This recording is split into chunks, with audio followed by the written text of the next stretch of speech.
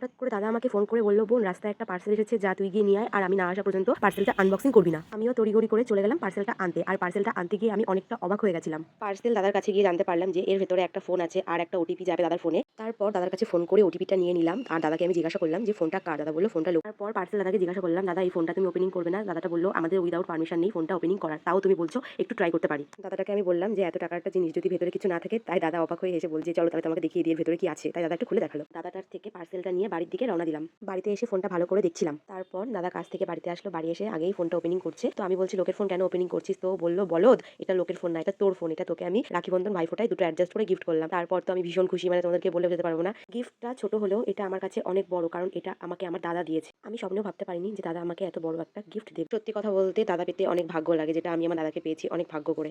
বিশ্বাস করতে পারছিলাম না যে এটা আমার ফোন, তাই একটু হাতে নিয়ে দেখলাম। তারপর ফোনের সাথে যে কভারটা দিয়েছিল দাদা, সেটা লাগিয়ে ফোনটা ওপেনিং করছে। যাই হোক, তোমরা সবাই আমার ভয়েসটা ইগনোর করো, কারণ আমার শরীরটা ভীষণ খারাপ। কিছু মানুষ হয়তো ভাববে যে একটা ফোন কিনে কত ভিডিও পোস্ট করতে, দেখো এটা একটা ফোন হতে পারে, কিন্তু এটা আমার কাছে অনেক বড় একটা গিফট। আর কে কি ভাবলো তাতে আমার কোনো যায় আসে না। ফোনটার দাম পড়েছিল 46,000 টাকা, আর এই ফোনটার নাম ভিভো V16। তোমাদের কেমন লাগলো দাদার দেওয়া সারপ্রাইজ গিফটটা?